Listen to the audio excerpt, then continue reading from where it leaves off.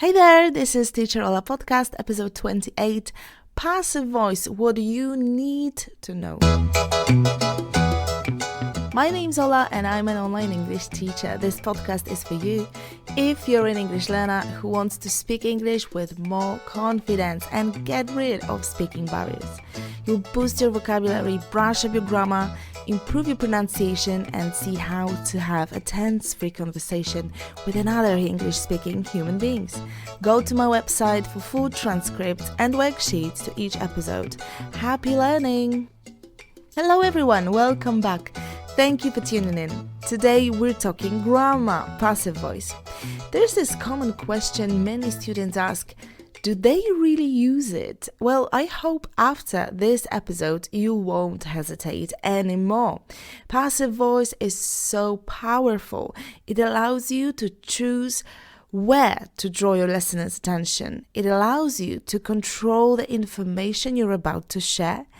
It's like a tool for manipulation, I'd say. Here's what it's gonna look like. First, I'll give you a simple example to make sure you know what the passive voice is.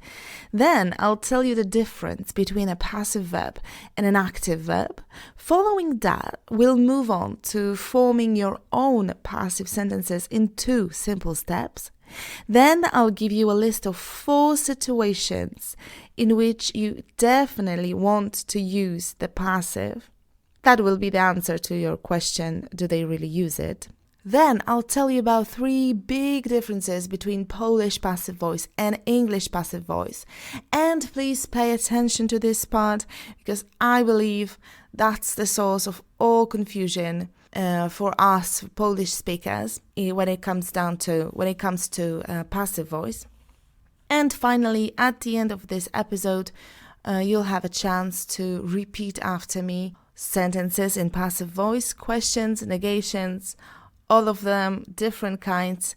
So please stay with me until the end and please repeat out loud, no shame. This is the only way to make you speak fluently, speaking out loud, even if it's just repeating. Now it's just repeating, but maybe later, maybe later today, or maybe tomorrow, or in a week, or in a month, you'll start speaking more than just repeating sentences after someone. So, let's do it, shall we? He painted this wall last month. This sentence you've just heard was active. The verb painted was active. Now let's change it into passive just to make sure you know what the passive voice is and what I'm talking about today. So the same sentence with the passive verb is, this wall was painted last month. In the first sentence, we have the subject and the subject did something. He painted the wall. In passive, there's the subject too, but it's different. It didn't do anything. Something was done to it. This wall was painted. We can add the information about the doer, about something or somebody that did the action. And to achieve that, we add the word by and say who or what did something. This wall was painted by him. Another example, the crowd was greeted by the Pope. 2 days ago, I watched the film 2 Popes, so the examples might correspond to that film. How to form the passive voice. Let's move on to this one. How to form the passive voice. You need to take 2 steps. The first is to replace the active construction by the corresponding construction of the verb to be and add the past participle, the verb 3. Let's call it the verb 3. Of the active verb. For example, to be done, she was seen, they are known, I've been noticed. The second step is to make the object of the active clause the subject of the passive clause. For example, they welcomed him, active, he was welcomed, passive. Another example, he cleaned the office, active, and the office was cleaned, passive. In most passive clauses, the agent, the doer, is omitted. If you need to add it, just use the word by, as I said previously. For example, he was welcomed by the audience. The office was cleaned by him. I believe these pauses I give you after sentences are too short to repeat the sentence, but do not worry, because at the end of the show, of this episode, I prepared for you a huge list of loads of sentences. So then you'll have the chance to listen and repeat. So just listen, do not focus on repeating now, just listen. You'll have the chance later. Sometimes you can replace the auxiliary verb to be by the verb get. For example, I got injured, somebody got hurt, nobody got offered the job, I got offered a job. Get is mainly used in informal spoken English. Use it in the passive voice only when there's some action, something really happens. When do we use the passive in English? Let's have a look. So I'll give you the 4 situations in which you can use the passive. Sometimes you have to do it, sometimes you have such an option. Number 1, first of all, when the active form requires an indefinite or vague pronoun or noun as subject, then use passive voice, because we don't need a sentence with empty words like somebody, something, people. These are good examples of such vague nouns, vague pronouns. Like, somebody has carried out the experiment. Who cares about that somebody? Doesn't it sound better here? The experiment has been carried out. The streets were blocked. I mean, something blocked the road, or something blocked the streets. But who cares something? Well, if you don't really know what was it, what's the point of saying it? It's obvious something blocked the road. Let's just say the streets were blocked. It's believed that the prices will continue to rise. Who believes in this? Well, the people, right? The people. So we don't need that word. We just omit it using the passive. It's believed that. Number 2, when you want to make something sound more formal, more official, more impersonal, when you just want to omit the agent for many reasons. For example, you don't want to mention the person the person responsible or something, or you want to make the impression that nobody is really responsible for the decision because it's a harsh decision. For example, the shops will be closed on Sundays. I don't want to say who made this decision. I don't want to point fingers. But yeah, the thing is, the shops are closed. And it doesn't matter who made this decision. All personal belongings must be left in the cloakroom. This information has to be very formal, so that's why passive voice. The third situation is when we don't want to change the subject.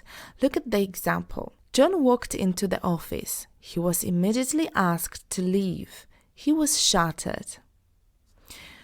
Let me repeat it. Focus please on the object.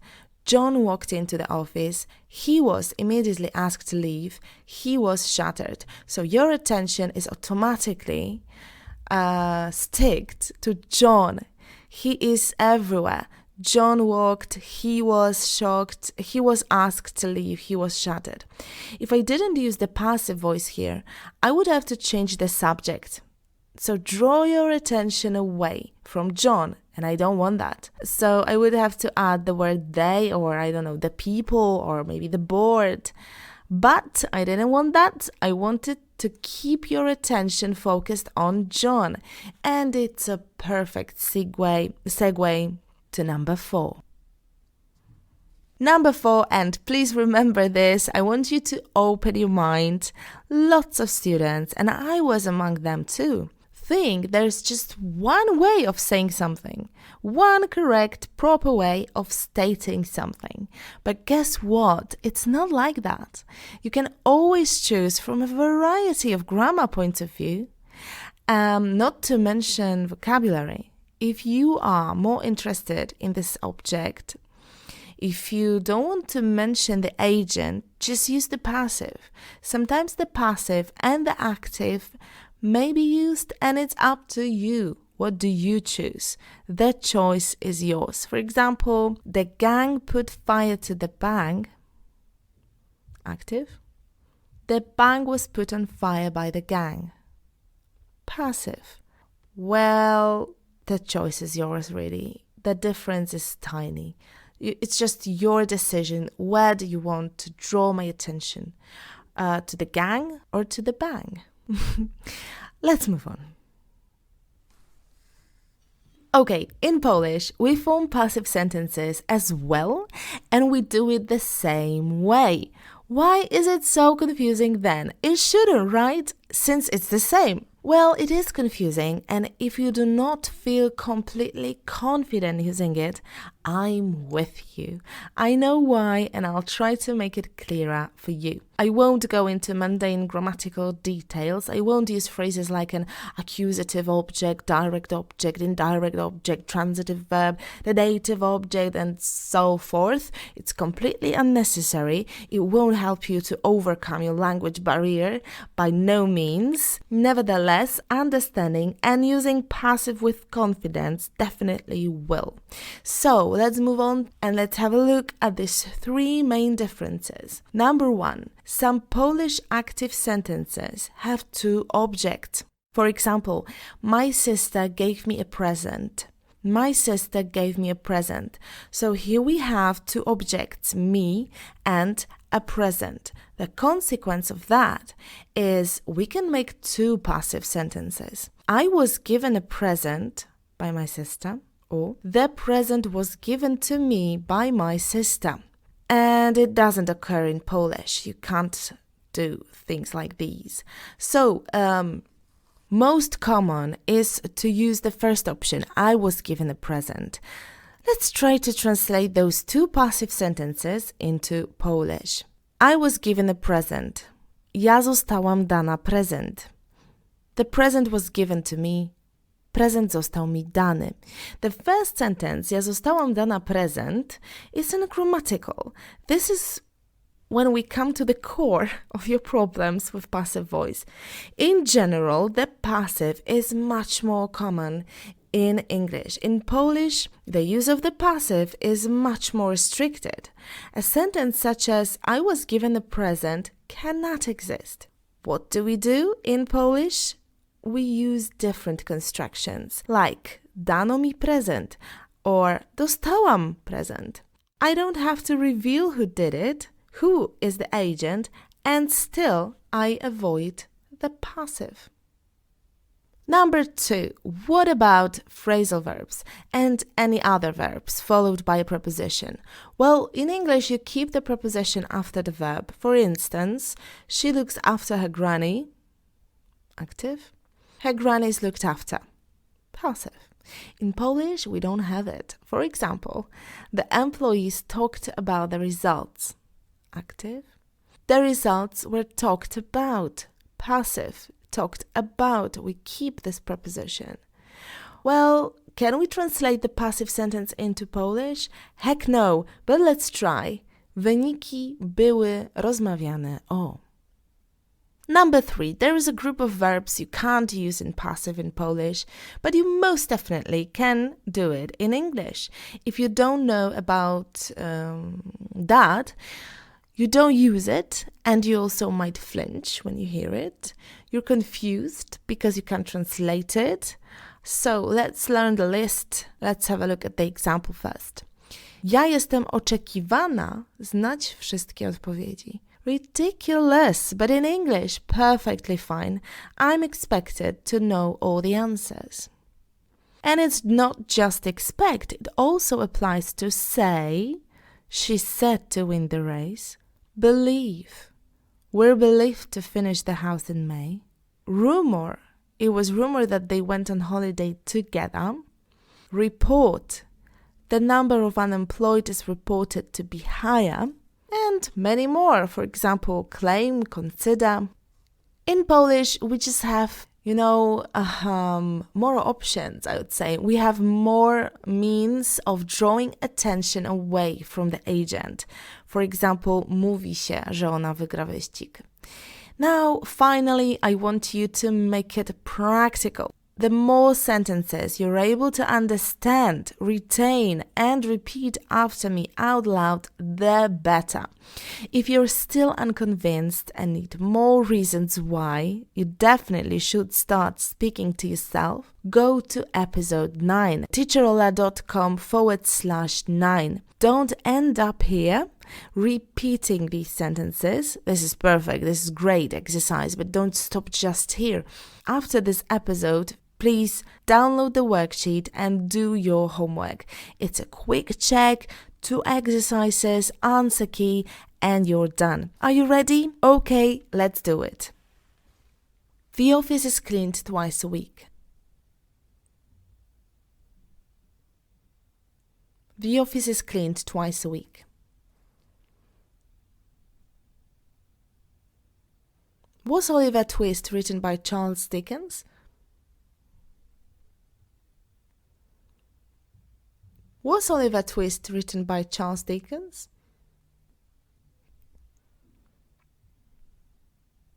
The car is being renovated now.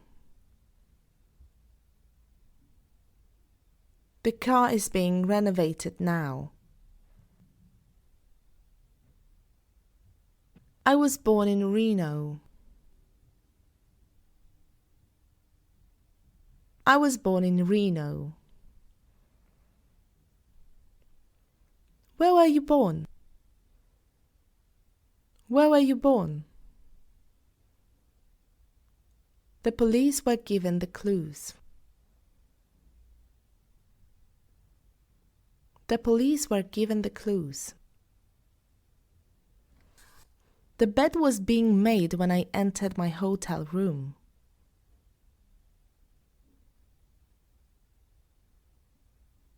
The bed was being made when I entered my hotel room.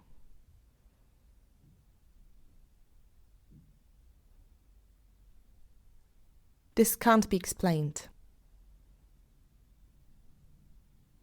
This can't be explained. A new block of flats is going to be built in my neighborhood.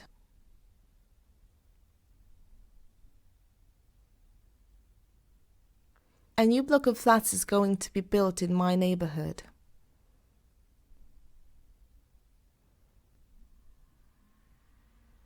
Something should be done. Something should be done. I want to be left alone. I want to be left alone. It hasn't been delivered yet.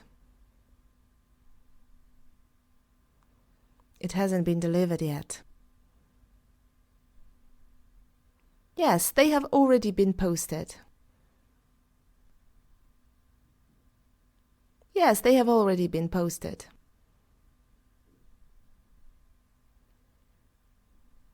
I want to be told the truth. I want to be told the truth. Champagne is made in France. Champagne is made in France. It couldn't have been stolen. It couldn't have been stolen. Have you ever been introduced to the Queen? Have you ever been introduced to the Queen? I haven't been invited. I haven't been invited. She's said to be a demanding teacher. She's said to be a demanding teacher.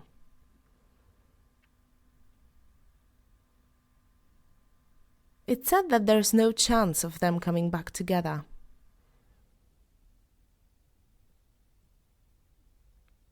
It's said that there's no chance of them coming back together. It's supposed to be a secret. It's supposed to be a secret. The emails will be sent. The emails will be sent. Helen was sent some flowers. Helen was sent some flowers. Billy was given a new bicycle. Billy was given a new bicycle. Who was America discovered by? Who was America discovered by? Now, go to teacherola.com/28, scroll all the way down right to the worksheet, download it, open tomorrow and check yourself. There's the answer key included in that PDF. The transcript's also there.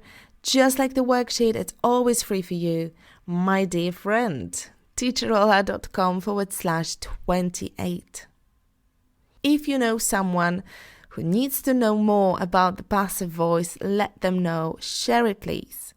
You're warmly invited to come back next Wednesday to episode 29, which is going to help you sound more natural. One pronunciation tip you'll love. Finally, I have a request. Please make your own passive voice sentence with the verb believe and leave it in the comments at teacherola.com/28. I'm looking forward to your ideas.